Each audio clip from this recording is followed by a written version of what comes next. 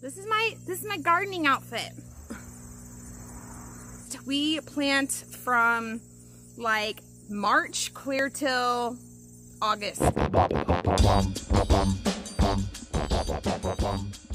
at my sweats. Hold clear up so they don't fall down when I put stuff in my pockets. Also, I have a little bit of a complaint. I got some girly shorts because I normally wear cut-off sweatpants because I'm a painter and I'm a gardener and I'm a mom and I have a million animals, and ruining $80 pair of jeans doesn't seem very, doesn't seem very smart. So I wear sweatpants all the time so I can ruin them and not feel guilty about ruining them. Summertime, I chop them off and then I wear cut-off sweatpants. This is the only pair that hasn't been chopped, in case I need to look presentable for a school activity or something. It's a nice 65 degrees this morning, so I have long socks on and sweats, and I had a sweatshirt on and a heavier material t-shirt, and now I'm out here in this blasting sun and I'm maybe having a heat stroke. So that's fun. That's fun times. But I wanted to tell you, look at my flappy arm.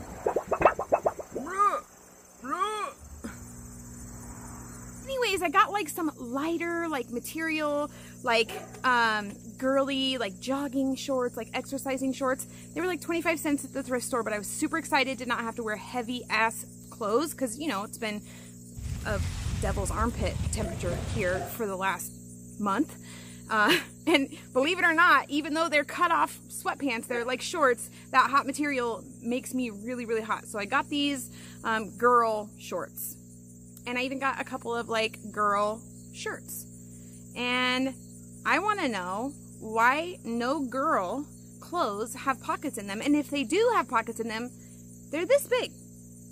Our phones are the same size as men's phones. The same size.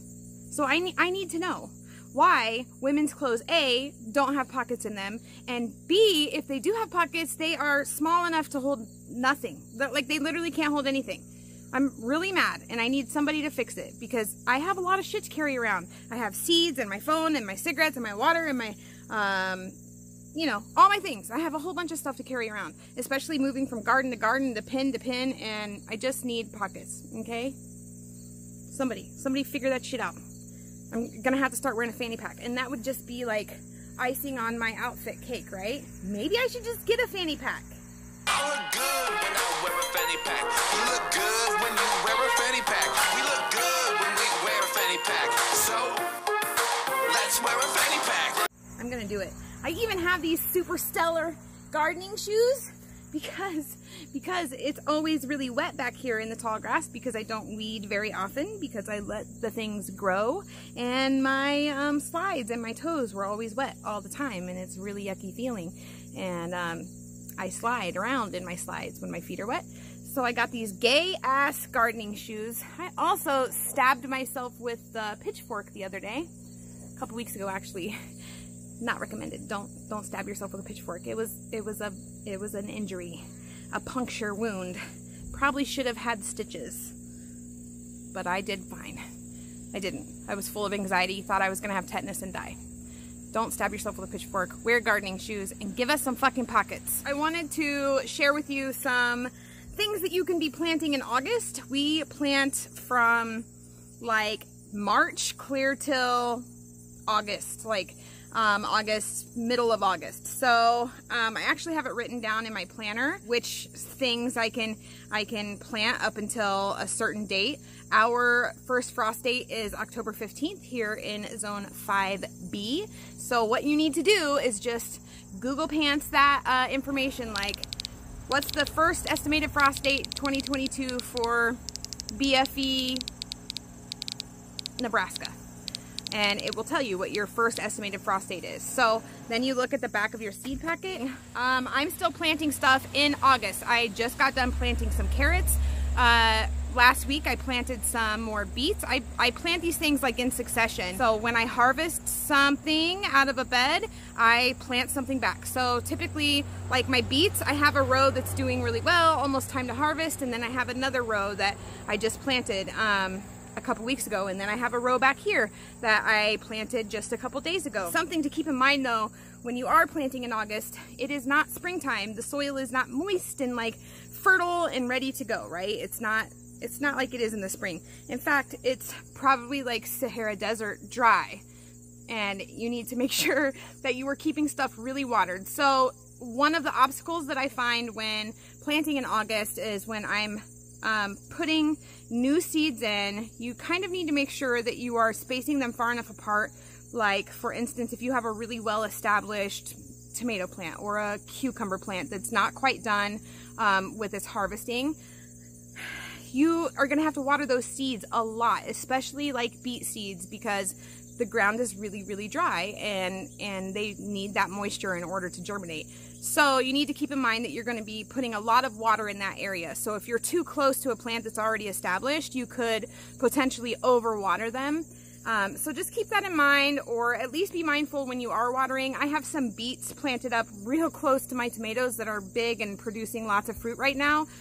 So I just kind of water them on the far side.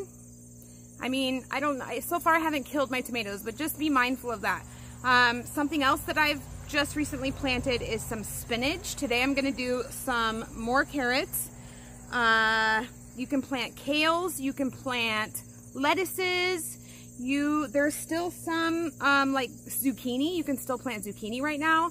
I think we have like 70 days left until our first estimated frost date, and some of these things like carrots, for example, can withstand some frost. So even if you do run into like some frost before you're ready to completely harvest all of your stuff, it is going to be okay for some of these things.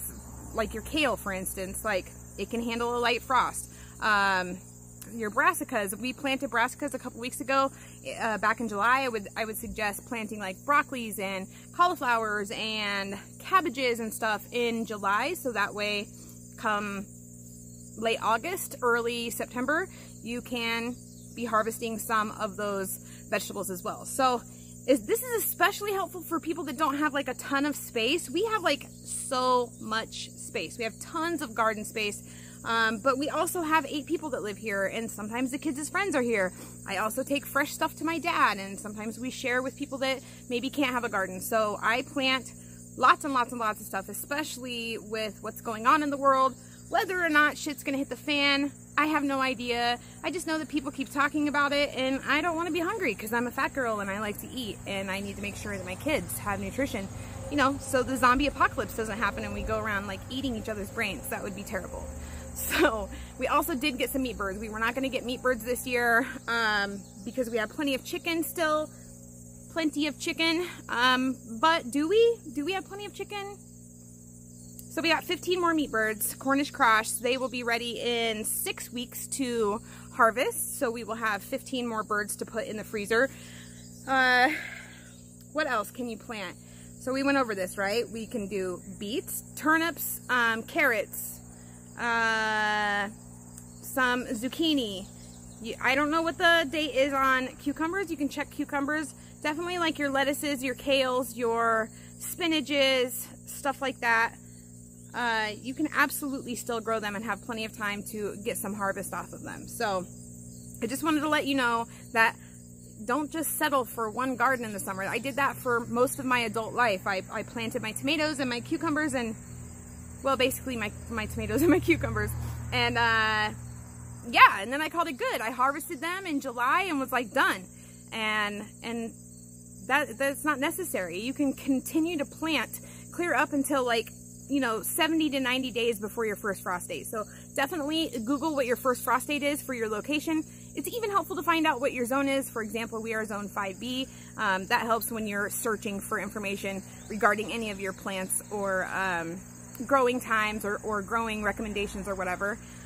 There are also varieties of some of these things, like carrots, for instance. There are some varieties that grow quicker than others, so you can absolutely check into those and get some varieties that grow a little bit quicker. Another thing with carrots is when the temperatures are cooler, as the carrot develops, your carrots actually taste a whole lot better than they do when it's midsummer, when you are trying to grow them out. They're just really sweet, they're really juicy, and the carrots are amazing. So I definitely recommend go get some carrot seeds and throw them in the ground. And if you're not gonna eat them right away, store them. We're doing a whole month of every bit counts, storing something every single day, or what would you call it? Preserving something every single day for the month of August. Today we're gonna do peaches, so be looking for that video coming up very soon. We're also gonna make some peach cobbler because I'm a fat girl, again, and I like to eat peach cobbler. Anyways, go get you some seeds. It's not time to stop planting the garden yet, and grow some shit, grow some food, keep it back in the stores, even if you don't need it, even if, you know, the world doesn't come to an end, you still have food to help others, or have on hand if you are running low on money for that week, or whatever. Something comes up, you need to fix a really expensive part of your car, and buying groceries would really kick your ass. You have some shit that you can go pull out of your pantry and just eat it, warm it up, eat it, make some delicious stuff. So anyways, I'm rambling at this point. It's hot as shit outside right now, and I want to get inside and start on those peaches. So I'm going to go ahead and plant these carrots, and I'm going to cut back some of the grass that's growing around our sweet potato vines, because we'll have some really amazing sweet potatoes here in about a month or so. Cannot wait to show you guys that. Last year we had 40 pounds of sweet potatoes, so I'm excited to see how many we have this year. Anyways, please like this video, subscribe to my channel, and I will see you again next time. Goodbye!